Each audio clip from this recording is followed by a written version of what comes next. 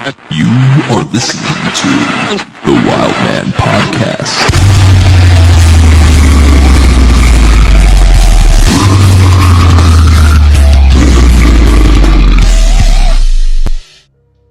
Hey everybody, welcome to the Wild Man Podcast. My name's Aaron. Today I have an awesome special guest. My buddy Jared is here from Archaic. What's up, Jared?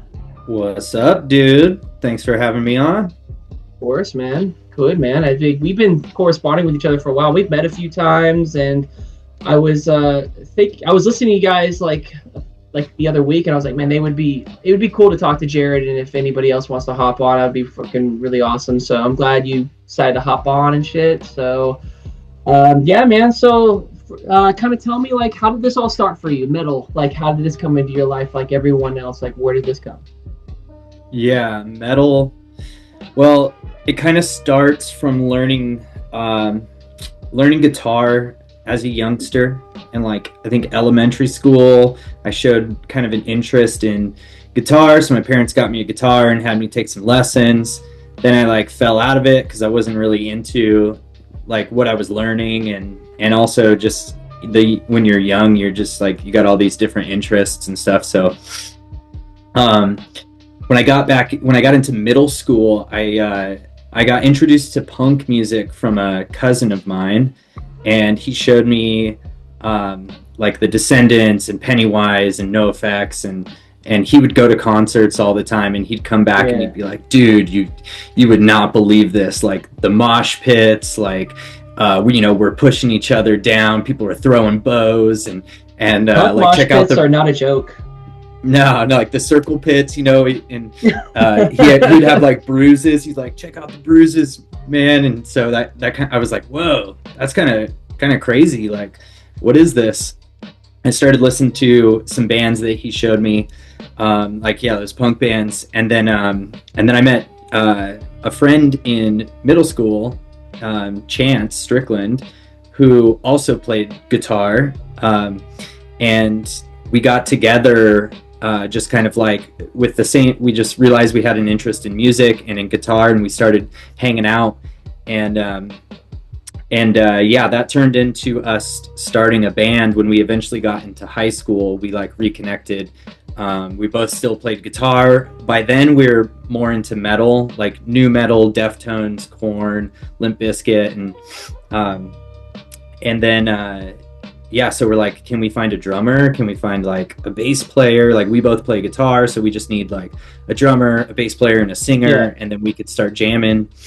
And we found some kids that we went to high school with who were one of them was just willing to buy a drum set. He liked Slayer too, and Pantera and stuff. And he's like, I'll buy it. I think I could play drums. I'll buy a drum set. And that was like our first drummer. His name was Matt Whiting, and we started jamming, and then started just kind of like naturally writing some songs. Then we're like, we should come up with a name.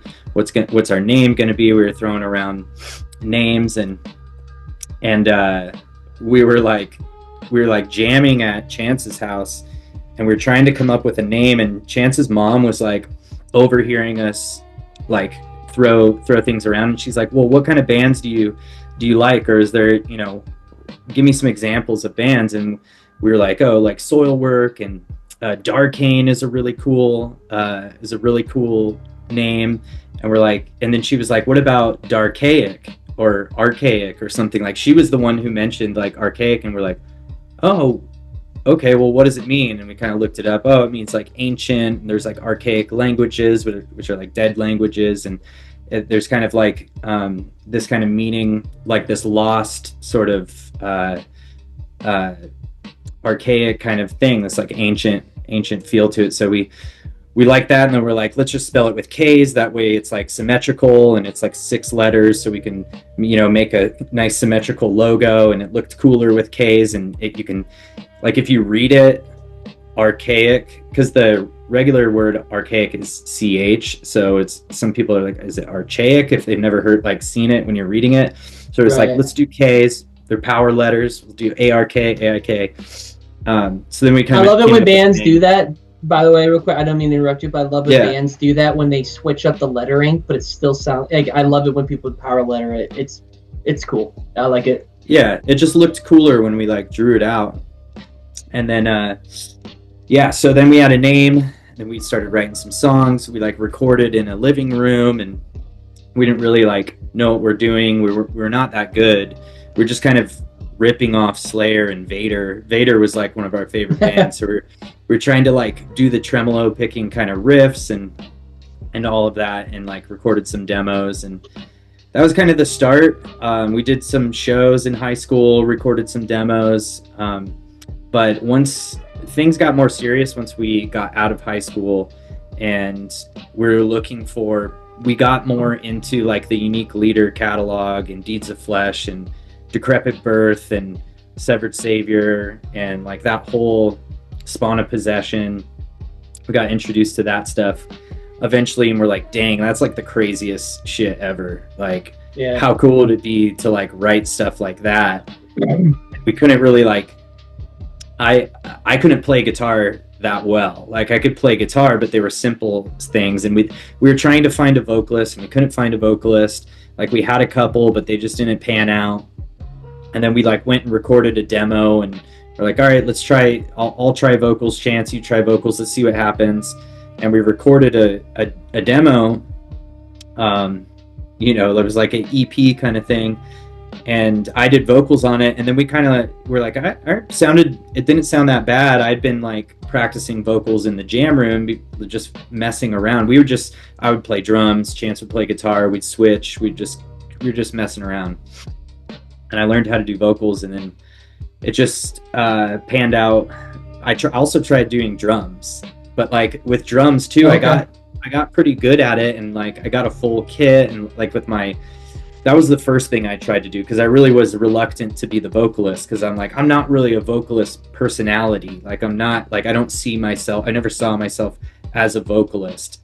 You I just see see yourself myself like in the back, behind the scenes. Yeah, not in the front, like not in the front. Yeah.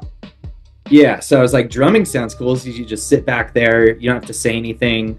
It's like, it's very physical and fun. Like, just drums are fun to play. And so I did that for a while. Our first album re-recorded, it's called Existential Chaos. I recorded the drums on that.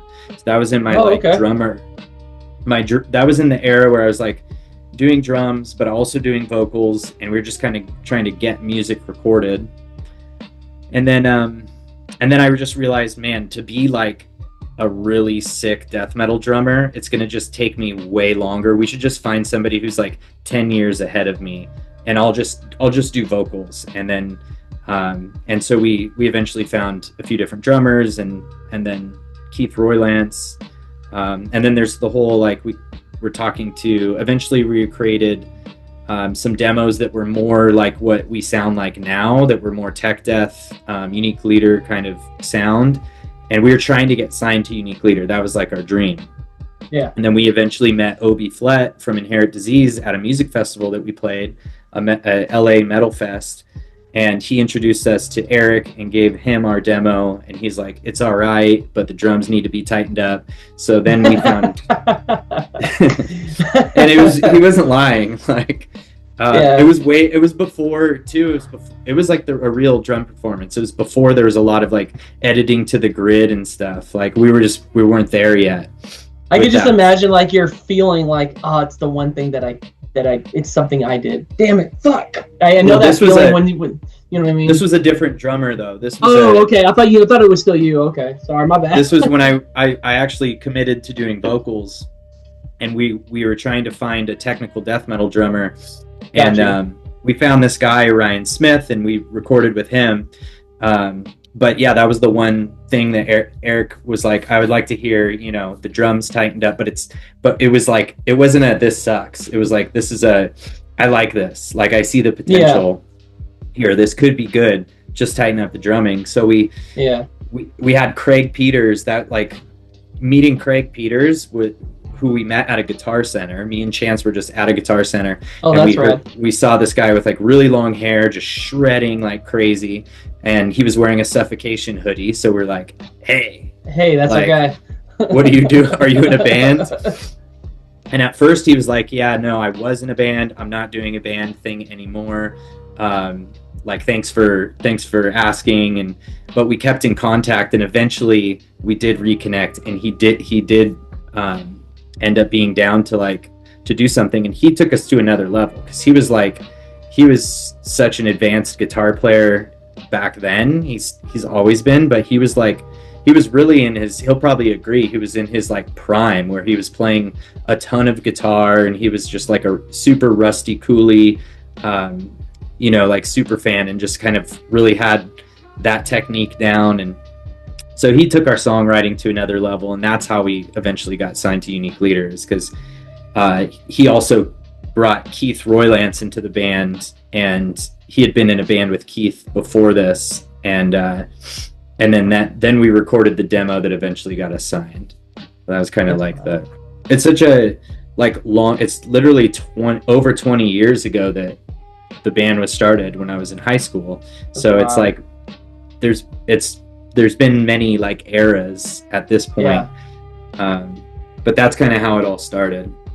That's awesome, dude. I mean, to get signed to your dream label too, like that's the label we want. We got, dude, to be on Unique, and then you get it. That's pretty amazing, dude. That's kind of like a, what do you call it? Like an underdog story, you know what I mean? Yeah. And we didn't have any like special connections, and we had been playing a lot of local shows, but we had just been trying to really get to that level of like a sick, tight technical death metal band, like the bands that Unique Leader was putting out. And it was a trip, it was like such a feeling of like recognition, or that, the hard work that you'd put in paid off. And and it was on merit. Like, it wasn't just because we knew somebody or anything like that. It was like the music, Eric liked the music, and so that was a cool, that kind of started our whole more professional, like being taken more seriously, putting out a real album distributed worldwide. And thanks to Eric, we were able to get some like legitimate tours to promote our debut album. It was 2010. I remember that. I remember when that dropped a lot. I for a hot minute on Bandcamp, and this was like right at the beginning of Bandcamp, you guys were all over the place with Veil of Panaf. Like, it was just you two guys. I kept seeing you two guys nonstop. It was just archaic. And I just kept seeing this crazy like LSD looking artwork. I was like, what the fuck is that? And I remember listening to it and being like, holy shit, dude, this is that like tech death that's like more death metal grounded, but it's got that technical element in it. And I like that kind of tech death, if you want to call it, but technical death metal for me is like, I like that more rooted death metal based, technical stuff with the crazy awesome leads, and with the arpeggios and all that stuff's cool. But when it's more about like the riff, and there's a lot of groove in it, and that's what I felt like with you guys. I was like, oh, these guys are really rooted in like the groove part of it instead of the more technical aspect, and I really loved hearing that. But yeah, dude, I do remember I had so many friends posting it on like Facebook, like, this band's crazy, and it was just you guys the whole time with Veil Panaf. And it was just, I think they had just put out their EP too, like it was like an EP or something. So I remember it was just like you guys were like right around the same time. So that's awesome, dude. And it's like your high school band. So this is the only band you've been in? Yeah, that's awesome. It's my baby. That's awesome, dude. That's crazy. Like that is your one baby, your one band, high school. It's like one of those things that you still have from high school. Like, I don't have very many things left from high school. Like, I don't own a lot of stuff from high school, but to have a band that was still around since high school, that's crazy, man. I don't know many people that have a lot of things still, like maybe some CDs I have from high school, and maybe one or two like other things. I have nothing left from high school. I don't have any of my yearbooks or anything. I got that, but that's it. I think that's it, dude. Like, I have like one other. Do I even still have it here, dude? This is hilarious. Check this out. I So it was like you got these like packages for prom. I did not want to go to my prom.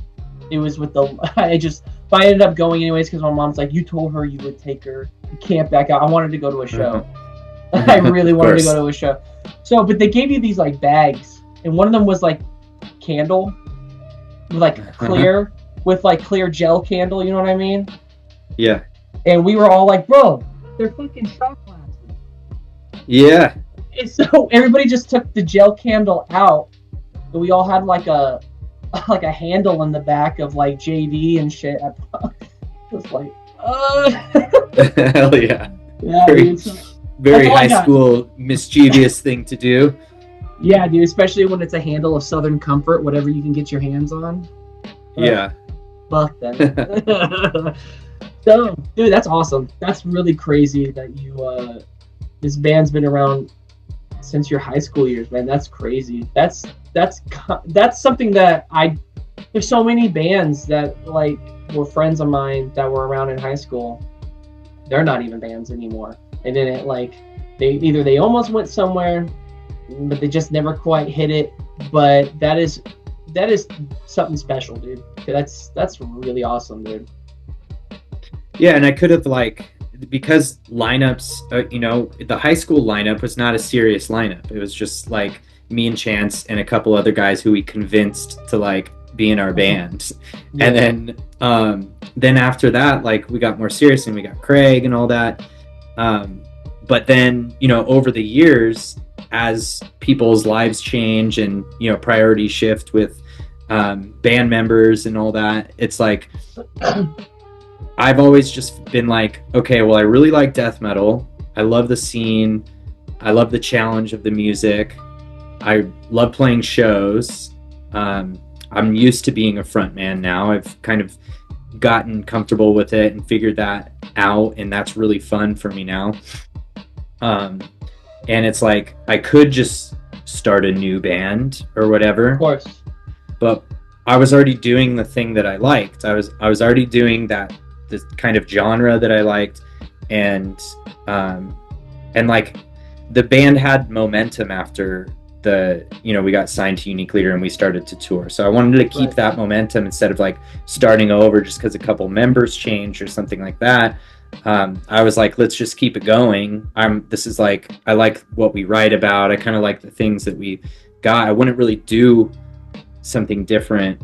It'd probably be the same thing. So it just made sense for me to like, just kind of, if somebody drops out or they, want to do something different or they join another band, and they don't have the capacity to do like both bands, then I just want to find people who are down, who have like the same kind of style and interest and whatnot. And that's kind of how I've kept it alive all these years. That's awesome, man. I mean, there's a lot of bands like that. I mean, a lot of bands where there's only one person still keeping it going, I mean, I'm pretty sure Acacia Strain's a great example of that. Like Vincent's like pretty much the dude that's been keeping it going. That's like his baby, so it's cool to see that, if you have the passion for something that you love and it's like your baby and you just like, dude, as long as I can keep this thing alive and it's with people that can contribute, I can have a good time with it, connect with it, we can both create something together and we both can have constructive criticism and nobody gets egotistical about it and like, hey man, I'm not changing that. That's the way I write. If you don't like it, I'll leave. That's kind of cool that you can keep that going. And I've seen that with a lot of bands, depending, it can either drastically change the sound or it could really evolve the sound. And it's really an interesting take to see how a band that has one person that's, I guess you could say, the one member, the main member, or one member of the original lineup left, where you see which direction it goes in. And it's pretty interesting to hear sometimes. But with Archaic, I feel like you guys have just always kept anteing it up, which would go into when you guys wrote your second release, which is, how do you pronounce that name again? I keep fucking that up all the time. Metamorphignition. Okay. Yeah. I was like, I can never pronounce that. It's right, it's metamorphosis plus ignition. Like, so if you like put the two words together, because the guy, like the ignition part is like the story of the main character who like lights himself on fire and has a metamorphosis. So we kind of like metamorph ignition was like and we did that a few different times on that album where we like created our own words. We were really into Mars Volta at the time, so like, they make up words, like, let's do that. Nothing wrong with that. So then you're at this point where the band, now you have your second release, and you're definitely getting tours at this point. You're definitely getting booked. So where at this point now are you at with that? Like, what were some tours that you were already leaning on? Like, or like going on, like at this point? Like, where were they booking you?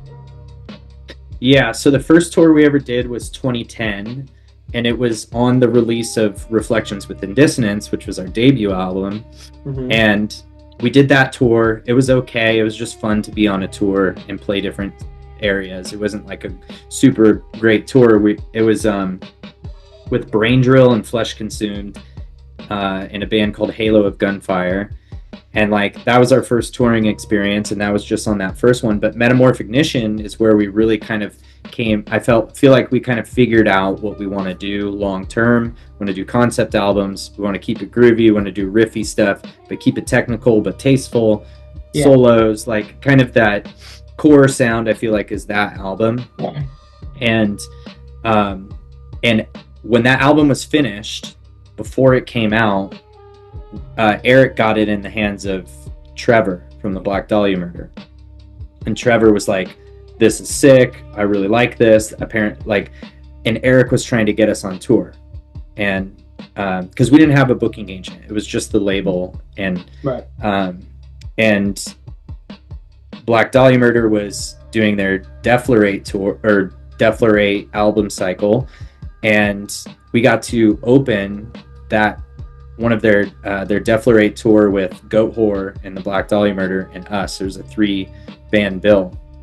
That was like life-changing because that was, it was the Black Dahlia Murder. They're just still just blowing up, and every tour is getting bigger.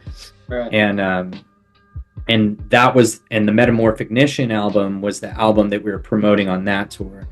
And so like that was crazy because there were like sold out shows and we'd never played. It was really like a look at what it's like to be like a full-time touring artist. Like that's what Black Dahlia was doing then, and they had been doing. It was like their life. So we got to like do a tour with them and see what it was like to hang with the big boys. You got to see the touring, like the logistics and how the tour manager works and how we like load in and sound check and all that stuff and time frames. Like you got to like really learn, which no better band probably to learn from. Yeah, those guys are grinding all the time. Yeah, they still are, but they were like very cool to us. They were, they immediately felt like big brothers, and we were like just kind of, so stoked to be around them and being touring with them. And so that was like, we did that tour. It was amazing. It kind of like took us to a new level as far as, our credibility. And then like the craziest thing happened. We got back from that tour and immediately got an offer to tour Cannibal Corpse. Oh shit. And because the Black Dahlia was like, that was winter of 2011, and then Cannibal Corpse was like early summer of 2012, and our album came out in 2012. So like that was peak sort of like, holy crap, I can't believe this is happening. Yeah. And we were playing more of those Metamorph Ignition songs. We were like promoting that album. And that was like, those 2 tours back to back really kind of gave us a momentum that like we still like wouldn't have the opportunities we have now if it weren't for like those tours and like where the chance that those bands gave us. So yeah, that was like during that Metamorph Ignition album release was like those 2 tours and doing the legit big boy tours. I mean, for a second release, I mean that is not bad to have your first 2 tours, on that front, like be Black Dahlia. And and fucking Cannibal Corpse. That's pretty amazing, dude. Especially being still kind of a young, fresh band, kind of right out of the gate, you know, and you still kind of just have like this, kind of have some material under your belt. You know, you have Meta under your belt, but then you end up like putting out this other one, and then Reflections, and then all of a sudden you put Meta out, and then you've got Cannibal. That's pretty gnarly, man. That's like, it doesn't happen for everybody, man. It takes time to get to that point. So that's pretty awesome. Like, getting that Black Dahlia tour really showed. I mean, I'm sure, like, because I'm pretty sure like the Dahlia guys were pretty good friends with those dudes, and I'm sure some, you know, Trevor put good words in, and everybody in the band. I'm sure like that says a lot, dude, because I feel, you know, those guys are just such great homies, and they're such cool dudes. And I mean, if you get that kind of seal of approval from dudes like that, or a band like that, that really legitimately opens up the doors to so many possibilities. So you guys, to make that impression, and they're like, hey man, Cannibal Corpse and Goat Horror, you guys down? Like, holy shit, yeah, dude. That's amazing. And Goat Horror is another one that's kind of like, they're kind of OGs too. Oh yeah. Yeah. So that's awesome, dude. So you got those two tours, and then you release Meta, and then you start, I'm guessing, working on the next album. And that one, I believe, is with the homie Gabe Sieber. No, right? actually, That's not out that was right? the album after that. Yeah, that was the album after that. Okay, all right. Yeah, well, so when we got the Cannibal Corpse tour, we were also like finalizing the album, the Metamorphignition album, and we needed a new drummer because we lost, you know, Keith Roylance quit the band, and we're like, holy crap, what do we do? We found Alex Bent, and it like, the playing on Metamorphignition is like so different than normal technical death metal drum playing. Okay, I got it mixed up. I got Alex and Gabe mixed up. I thought it was the other way around. My bad. Yeah, Alex Bent was like the Metamorphignition drummer, and the album after that, Lucid Dawn. And yeah, so like that, I feel like Alex Bent was like an important ingredient to like the early Archaic, as well as Craig and Chance, and you know, like that lineup. Yeah, so then after Metamorphignition was Lucid Dawn. Okay. That was released in 2015, I think. And so that was like the follow-up, but that then Craig Peters left, and when Craig left, Chance was like, okay, if Craig's not going to be here, I'm out. He was getting like, he's kind of got over playing guitar and technical death metal. It didn't come as easy for him. And so he felt like the band really deserves somebody who's like really into technical guitar playing, and Chance was getting more into EDM and creating music, like his own music. And so he's like, I think the best thing for the band is to, you know, find somebody that's way more committed to like what you guys need, and being like a really tight guitar player. And then so after Metamorphignition, I needed to find 2 new guitar players, and I found Miguel Esparza, who was in a band with Alex Bent. So they had been homies for years, like they go way back, and they were in a band. So Alex was like, Miguel, do you want to, you know, play in a band again? And so it was kind of cool for them to like be in a band again. And then we found Greg Paulson through just homies and connections, and so he joined. So they both joined around the same time, and then we wrote Lucid Dawn. And I was like, with Metamorphignition and Reflections, it wasn't like so much up to me to kind of maintain the Archaic sound or like the style that we were going for. But once that was already created, and then we were like gonna create another album, like the Lucid Dawn album, and I had 2 new guitar players, I kind of had to come into a more like producer role.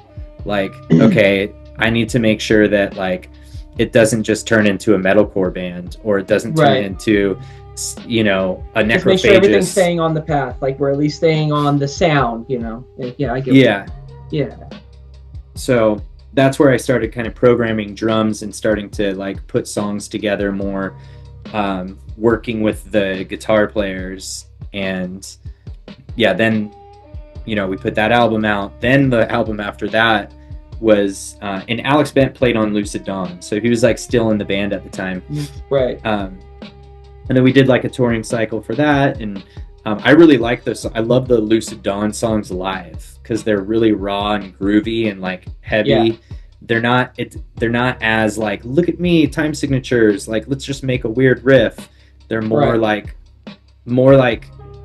I wanted to make stuff, because the thing about technical music or metal and stuff is like it's really cool in headphones, but like yeah, live it just sometimes those songs that are like that have really cool riffs and really cool ideas just don't translate as well in a live setting. So Lucid Dawn, I was really trying to make like focus on, let's just like headbang, let's like make it heavy and let's make it groovy, and it'll still be technical because we're like a technical band and we can do that stuff. But yeah, we recorded that, and then Gabe Sieber came in last minute to record Nemethia, which was the album Gabe after does. Lucid Dawn. Yeah, but it was because Alex Bent got hit up by Trivium to join to try out for Trivium. It was like right around the time we were supposed to record Nemethia. Alex got contacted by Trivium and went and did a tour, and he got offered to do a tour with them, and we also had studio time booked to record Nemethia. So I was like, I need to find a drummer. Gabe was a homie. We had done tours together. I knew he could do it. And that Nemethia album's very like, it's our most kind of experimental and progressive and technical album. Like a lot more compared strings to Lucid Dawn. Yeah. Because Greg wrote like pretty much the entire album. Me and him wrote it, but he wrote like all the riffs, and so that album is like kind of all over the place. And so it really wasn't an easy job for Gabe. It wasn't like, okay, play this riff this minute, 4 times, and it was like lots of riffs and lots of changes, and but he killed it. Gabe, he can handle anything. Gabe is a Swiss Army knife drummer, dude. Like you give him a scenario and he's got the tool for it. I mean, I don't know what else to say about that guy. That guy, I mean, if he doesn't have arthritis by now, then I think that guy's going to be fine for a while, because the amount of double duty or triple duty he's done at shows, I'm just like, dude, I don't fuck that, dude. But kudos, dude. Like Gabe's a homie, and Gabe is definitely I can't tell you how many bands I've seen him play for or play with. Like, it's crazy, man. Like, he definitely is the guy, like, you can hit up last minute, hey, man, can you? And he's like, I got you. Like, definitely. Like, it's an anomaly, that guy. So that was, when I heard that he was doing that album, because we have friends in the sax scene. Because I'm from California, as you know. I'm not there anymore. I live in Texas now. So, but I grew up in the sax scene, so I'm around the sax scene. I'm from Chico, so Chico scene and sax scene kind of melded with each other. A lot of Chico bands would play there, and sax bands would come over there, and so, yeah, Gabe, I knew him from the Kennedy Vale, and he definitely has that, like, he definitely he grooves, be technical, and so I thought, I was like, damn, dude, that's cool. Like, you're gonna do Archaic, huh? He was like, yeah, man, it'll be dope. And then finally the album dropped. I was like, damn, dude, Gabe can fucking just do whatever. Then later the Crep Birth, I mean, you name it, that guy's done it, man. That's crazy. That's awesome. Yeah, I live in Vegas now, so I see him all the time. Because I go to a lot of shows here, because everything's like, when you live in Vegas, everything's 20 minutes away. It's like a weird sort of Bermuda Triangle situation where you like put in an address and it's like, 20 minutes everywhere. But yeah, there's always, I like to go to shows and stuff. my wife and I've seen Gabe like 10 times since I've lived here, because it's always with another band, and sometimes I don't even expect to see him, and I'm like, oh, dude, right? That's Gabe. Here. I call it the Gabe effect, or the Seaber effect, dude. I mean, like, I'll be going, and I'm like, oh, cool. I'm gonna go see Fallujah tonight. I hit up Kyle, like, hey man, I'm gonna see you guys tonight. Cool, yeah, all right, cool. Gabe, the fuck? He's just chilling. Oh, hey man, what's up? I'm like, what's going on, man? He goes, I'm subbing in for Fallujah tonight, and I'm like, all right, this. Like, what?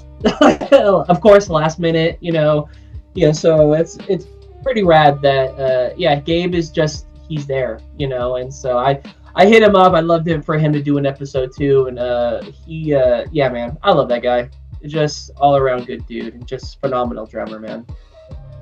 Yeah, 100%. And so then next up is we work ourselves into Labyrinth, but before that, I think the first time I actually saw you guys was in between that. It was on the Devastation of a Nation show.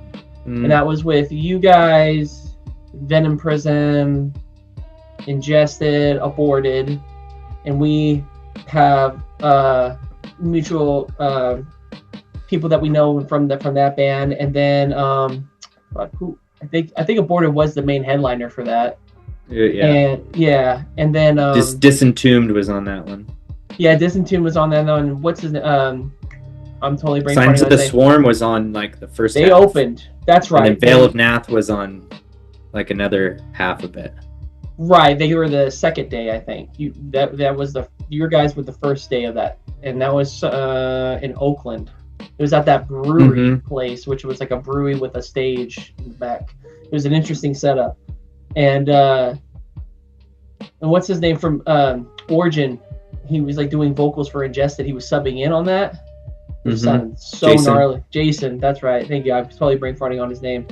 And you guys came out, and I was like, dude, fuck, dude, it's so good. And I mean, Sven was like, dude, those guys are dope. Sven was singing you guys' praises. I was at the merch table when I was with him watching you guys, and he was just like, these guys are sick, dude. Well, thank you, Sven. Yeah. Sven's cool, man. He's a cool guy. Yeah, he's a homie, dude. So then I think that's the first time I saw you guys. And then later I saw you guys when you're doing like a short run with Fallujah. I think you guys were just doing like a warm up to like Beyond Creation. Yeah. And you were Fallujah, Beyond Creation, and Equipoise was that on that tour.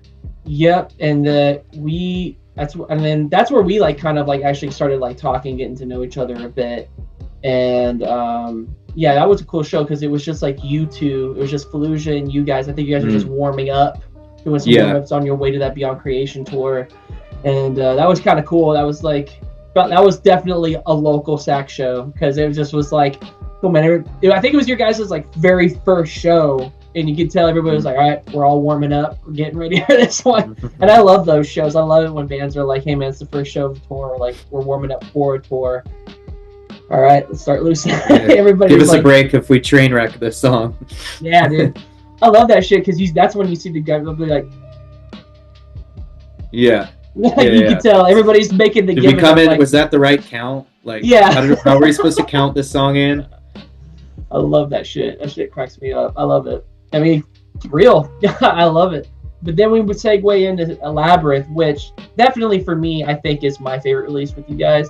For sure. I mean, I love all you guys' stuff, of course, but Labyrinth was just like next up, and that's why when you have a whole new lineup pretty much at this point, right? And you got the homie Nathan, and then you got Alex on guitar, and who Chris plays for Portugal Atheist right now. Yep, that's right. Portugal. Yeah, it was Alex and Chris as far as like the guitars and the riffs for that one. We didn't really have. We had been trying to like find a bass player between like that Beyond Creation tour and like the Labyrinth album, and we had the album like finished except for bass, and we're like, what are we gonna do? We're gonna program bass, are we gonna do that? And it was this Labyrinth album was our first album with the Artisan era, and so Malcolm was like, "Oh, I'll play bass. I'll play the bass. Just send me the tabs and I'll play the bass." And he like finished the bass, the entire album in like 2 days. And he's like, "Yeah, bass is done now." And so yeah, Malcolm played bass on that album. Awesome, dude. That's awesome. Yeah, Malcolm's a machine too, dude. Another guy you can just step in real quick and just. Oh yeah. I got you, dude. Like, he's a fucking machine. That guy. And a riff machine for sure. For sure. So then, like that. So that was your first release, and off on Artisan. So are we still working with them? Are we like with what's going on next? Whatever you guys got going on next. I think it's to be determined. I think it's likely that we'd release with Artisan Era. We haven't had the conversation yet because we're finishing the new album, just like all the pre-production, just getting it to a really nice place where we can be like, okay, all we got to do next is just like record the drums and like start getting artwork and stuff. Because we did Labyrinth, we did it as a 1 album deal. It was kind of like a trial run. So let's see what happens. But I think I loved working with them. It was really smooth. The product that they created as far as like the vinyl and CDs and like everything, like they're really good at that kind of component, like the vinyl. And they created like the 4 different variants, and there's like limited variants of the vinyl. And just being like friends first helped because one thing I've realized is like you really want to like have a good relationship with a label because they're kind of like a partner. They're more like it's kind of like a business partner. They're like in the music department of the business, like they're releasing the music sort of department and distribution. And like the product and all that. And we didn't have as tight of a relationship with Unique Leader. It was kind of just through email. We never got to meet Eric. I would have loved to, but it was just less of a personal like relationship. Whereas we already knew Malcolm, we already knew Mike from the Artisan Era, so it was just like, and they told me like they really believe in Archaic and they love the music and they want to do the album justice and they want to support the band getting out there more and stuff. So it was that was a good experience. And but yeah, like we're not 100% sure with the next album, which is pretty much written. I'm doing lyrics and vocals and stuff right now, but all the guitars are done and the song compositions are done. So yeah, we're getting there. Songs are written, composition, riff structure, all of that stuff.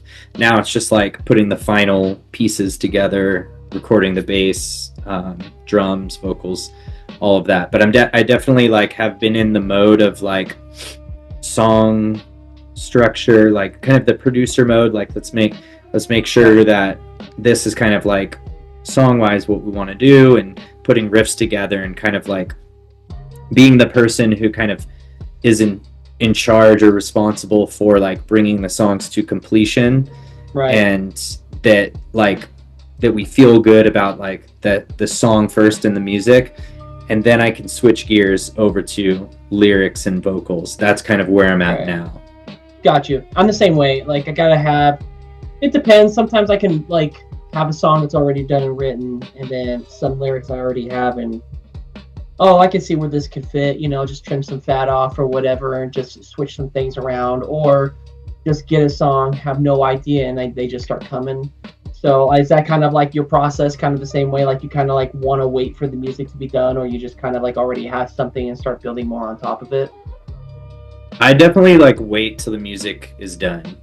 Yeah. Before I like start writing, because I tend to like kind of write the way I'm like feeling now. Like it's currently summer 2026. If I were writing all the lyrics and stuff like 2 years ago, like I might not feel that they're as relevant, or like that it's right. I don't know, it's kind of when I'm writing lyrics, it's like the most up-to-date version of me and that side of my like craft or whatever. And and it's also easier for me to then write the lyrics and switch into that mode once I know what the like album outline is, what songs, because I've already got the track listing and like I kind of get the music together. Okay, just sonically which songs sound best in what order, and how do I kind of envision that going. And then now I have the order. Now I can go, okay, well, what actually happens in each song? Because it's always it's like a Netflix episode or Netflix series. Like it's kind of different episodes where like there's something that happens in each song that tells a bigger story over the arc of the whole album. So then I do that next. Like then I go into lyrics. Got you. Okay, I'm kind of the same way. Sometimes it's like I'm so unorthodox about how I write, so it's just kind of like, you know, I could find something that I wrote years ago, and either depending on how I'm feeling now, I could be like, does that still relate, or could I change the idea of where I was going with that, kind of like where I'm at now, you know, could I tie that in somehow? Or do I still feel the same way? Or it ends up becoming something, it gives me an idea for something else completely different and filtered out differently based on what I'm feeling now, today in 2026, compared to if my note says September 2021, you know, or sometimes you can find a new meaning behind it, you know, so depending on what it is, but usually I'm kind of just like straight, like off the cusp, like I get the vibe of what the song's doing, what it's saying, and the feeling it's giving me. Then I kind of just like lean towards there based off whatever subconsciously is just coming from the idea or feeling of what I'm getting from it. So, you know, just depends or whatever. Or I could find like an old poem I wrote years ago and be like, oh, that's kind of a cool line. And I just start building ideas around it, you know. Like everything else is cringe, but there's a pretty cool line in there, you know. And the snowball effect. Yeah, exactly. Yeah, man, I'm the same way. So, like, vocally, I mean, I love your style. I really love it. Very, very, like, you got that, like, very cool, like, it's got, like, that old school baritone death metal vibe. I love, like, it very, very diaphragmy, but really gutty, too. Like, it's like, it feels like it's coming from the gut area. You know what I mean? And I love that. So, like, what is, like, some of those influences for you that was based on style? When I started actually, like, owning the whole, like, vocalist, like, identifying as a vocalist, and doing more vocals and stuff, you know, before Reflections Within Dissonance, my favorite screamer vocalist and who I really liked in the beginning when I started experimenting with vocals was the vocalist of Soilwork. Speed. Yeah. Speed, bro. Bjorn. Fuck yeah. Bjorn. Yeah. I love that guy. Yeah. So like that was like that influenced like my high screaming a lot, because I really loved like Darkane and Soilwork in that. Like I loved their vocals. Feel like more like Steel Bath Suicide era kind of stuff. Yeah. Yeah, you're talking my shit right now. Yeah.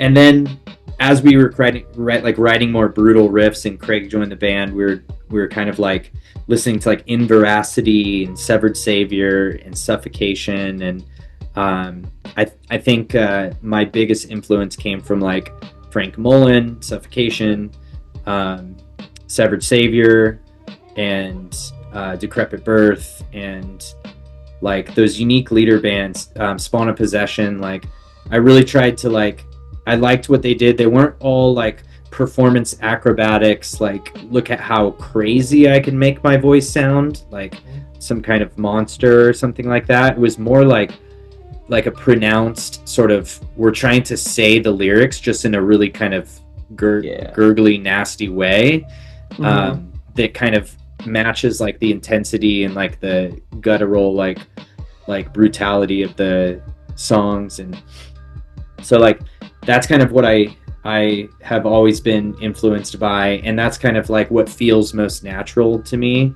for sure. And so, but I don't really I don't do a whole lot of vocals like day to day. Right. If I'm performing and playing a show, I'm doing a lot more vocals. But it's not something where I'm like, I got to like evolve this craft. It's just kind of now it kind of comes naturally, and I just kind of attack each part the way that I feel like the riff needs. So if it's like high or lower, more brutal, I'm trying to like feel out the riff. But yeah, like that's his, those are my OG. Frank Mullen is probably like my favorite, that's sure. kind of where, stuff that I loved. Also like Trevor's lows and highs, like, yeah. That's awesome, dude. Pretty much same here, dude. Like that melodic, as you know, you've did a feature on my melodic death metal project, Aerith, and as you know, it's super inflamesy. So my style really revolves around, when it comes to melodic death metal, like Anders from In Flames, which In Flames was a big inspiration on me, and the idea of like scream singing, or you know what I'm saying. Like I can understand a lot of the words that he's saying, and then that really helped me as I got older. Still listening to In Flames, like imposition on wording while still screaming, like and then like Howard Jones was another great big influence on me in terms of like I could pretty much understand everything he was saying when he was screaming, and it had to do with a lot of just like that push from the diaphragm and really emphasizing and using the vowels in the right correct manner while using it. Sometimes depending on the word you just can't make it work sometimes, but you can get away with it depending on how you approach it. And so I'm a big stickler for about, if you're doing a melodic style, you gotta, like, in my opinion, really try and work on that emphasization depending on what you're trying to do, especially if it's meaningful. You do get some bands like Omnium Gatherum, which is, I love that band, and his lows really fit that. But for me, I'm more comfortable in that mid-high range and bringing in the lows at that certain moment. But I've been experimenting a lot with all my projects, with like, my project with Cameron from Born of Osiris, more MIDI, it's more modern metal stuff. So it's kind of more MIDI range and more lows. And then like my slam thing, I didn't even know I could do slam vocals until like 9 months ago. And then I'm like, okay, I could really like, I guess I'm finding different ranges with my instrument, so it's been kind of fun fucking around with that. And I have influences from like, Maddie Way from Abominability. Maddie is fucking OG, dude. And there's just something about his gurgles his lows are like really wet. They're super wet. And I'm like just that like disgorge like style. Yeah, it's that gorgeous guy where it's like wet and gurgly, and it's got this like really baritone low, and then of course fucking George Cannibal, I mean the belting, like really belting it, really belting like it. I feel like I don't know if you feel this way, but sometimes when I see vocalists like on the internet, like on a reel, and they're like doing vocals, I kind of feel like they're not that loud. Like if you were to like take off all of the fancy processing, are they just going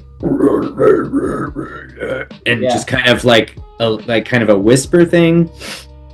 Like that's not how I learned, and it's not like what I like do live. Like I had I had to compete in a small room with a small PA against these like big speakers and a really loud drummer. And that caused me to like have to learn how to like really project. And I've gotten with no control. You're just belting it out there. This is before we knew about like that control. What I mean? Exactly. Yeah, you get the control with time, and you can get better at that. But after band practice, you don't feel like you just got like went 10 rounds in a Rocky fight. After band practice, you know what I mean? I still feel like that. I feel like I have like only one mode. It's kind of like, and this is kind of where a challenge for me, where I'm like, I need to find that mode where you're not like going full 11, you know, like a The whole nice time, yeah. 9, a nice, you know, where you're just Yeah. back off a little bit as far as like how much you're like just energy you're putting into Right. it. But I just only, you know, I have that one mode and it's really loud and it's Right. I think it's harder because I can do the, you know, softer sort of false chord kind of thing, and I do that when I'm like working on lyrics, so I don't have to like, you know, go so hard. Right. When I'm like actually just not really concerned about the performance, I'm concerned about the lyric itself and how it goes over the riff, and so I'll go, you know, kind of do like a Just the melody. yeah, just kind of a basic kind of thing. It sounds kind of like me, but it's not the full, you know, cranking the amps up to 10 kind of vibe. Right. Yeah, I'm the same way. Like if there's like a part and I'm like, I hear it in my head, but I have to like just get the vocal melody in there with the riff, I'll just belt like, you know, like, okay, that's what it, and then I kind of just with that pattern, I could fit the times of our life, you know what I mean? Like I could finally now I know where the vocals and how it's going to be emphasized in that line. Or if I'm like, okay, now that I have that pattern, now that I'm saying the lyrics in that pattern, how I know a word's too long. Now what can I change to make it kind of fit? Because if there's too many syllables, it's going to end right when that next part comes in, it's going to be off time. So, you know, like you got to kind of like learn to trim the fat. It's almost kind of like a riff, you know. It's almost like guitar, you know. And that loudness, like you said, I've known so many people. I've been seeing a lot of people record in studios, and you know, Sven, for instance, from Aborted. Like I've been told by everybody, like he's fucking loud in the studio. He's loud as fuck. Yeah, he's cranked on stage too. But like, I'm sure his vocals are cranked in the studio. Dude, he's got that like that. It's just like, I don't know how he gets that. Like he gets that really low, screechy, rusty door close sound, but he just gets it, and it's just like it's almost like a falsetto, fry low. Yeah, it's interesting, kind of like it sounds like he's doing vocals in a pipe, like he has a metal pipe larynx. You know what I mean? It just sounds so interesting, and he has his own sound. Like nobody sounds like him. You know when you hear Sven. Yeah. So it's just like, for me in the studio, I've learned, okay, if you're gonna do it in the studio, definitely crank it to like 9, 10, and if you're really feeling it, put the 11 in. But live, you gotta really figure certain sections for your voice to like to preserve it. Keep certain things at 9, crank certain things really at 11, because if you're constantly at 11, you're going to have those shows where you're just kind of like those mids are gone. You're only going to be hitting highs, or you did something with that one chord that you just can't push it. You know what I mean? It's control, you know, like doing band practice younger, it was just like with my little PV amp and my 2 fucking speakers that I had, you know, and just going super hard, and then just like, you know what I mean? Yeah, that's the challenge for me, because I just have that like one on mode, and I a lot of it comes down to like how well I can hear myself. Yeah, that too.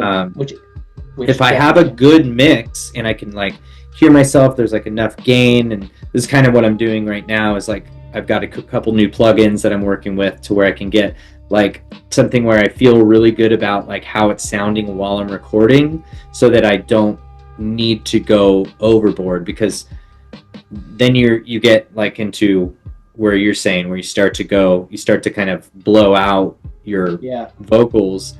And I've never like fully lost my voice, but I've definitely like gone too hard, and then it's like I have to give it time to rest and like heal before I strained it.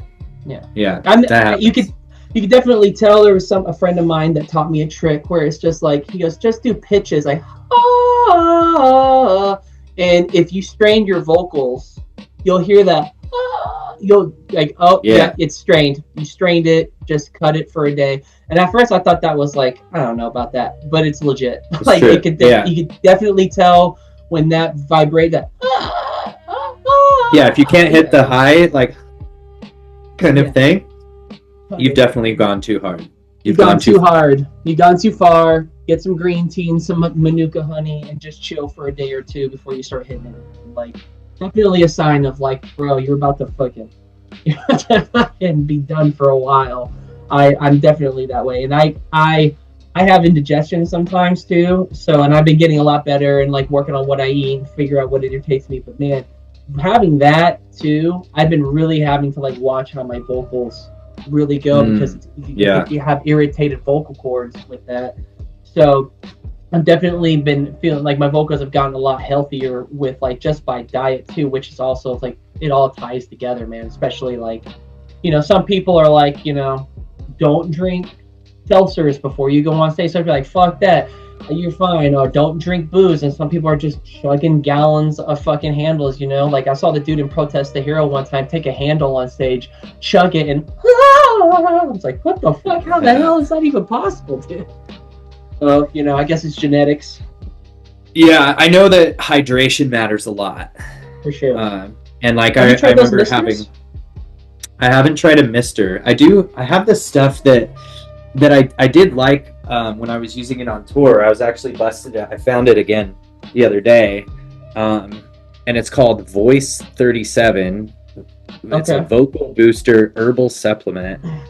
And it's got slippery elm bark, fennel seed, fresh horseradish root, thyme herb, celery seed, horehound herb. And so it's just herbs, but you just do like a dropper and it kind of like coats your throat. And you dig it? I dig it, yeah. Especially on tour, because if you're doing day after day and you do go hard, then it's nice to just kind of like throw on a coat of that, and it couldn't be bad for you. It's like herbs, you know, that like I'm sure there's a reason why they're using this herbs in this vocal thing. So I don't know. Better than what I used to do, man. Just like tablespoons of honey. Well, I'm sure that works too. It does, but not the sugar. Right. You know what I'm saying? But that's awesome, man. Yeah, I've been thinking about looking into those misters. Like, maybe those might work. And I know Will from Lorna was using it when I worked on the tour with them. And like, I know a few other vocalists have been working with them, and they all really helps calm vocal cords and kind of like hydrates it.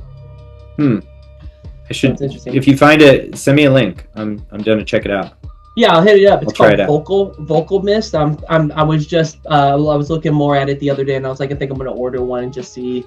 The worst thing is that it is, Vocal Mist. If you're listening to this episode, and you want to support the pod, and talk to Aaron here. Right. Yeah, totally not segueing anything. You know what I'm saying? Yeah. Oh man. Oh dude, I really appreciate you coming on. I fucking love you guys, and you've been such a fucking awesome dude. Every time we run into each other and talk to each other, you're just such a awesome, sweet, down to earth dude, and I love everything that you guys have done, and I'm really stoked to hear what you guys got cooking, man. I'm really looking forward to it. Thanks, man.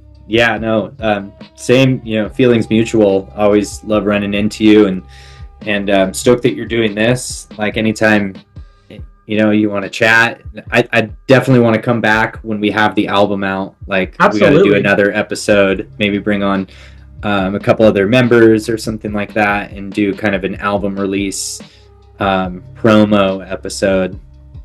I would love that. Yeah, but stoked that you had me on, man. Appreciate it. Yeah, absolutely, dude. And you got it, dude. That's locked in already. You just let me know, and when you announce it, I'll just be like, when are we doing it, man? I got you. Hell yeah. Hell yeah, man. Well, thanks again for coming. Thanks for tuning in, everybody. I really appreciate it, and we'll be seeing you guys around later. Deuces.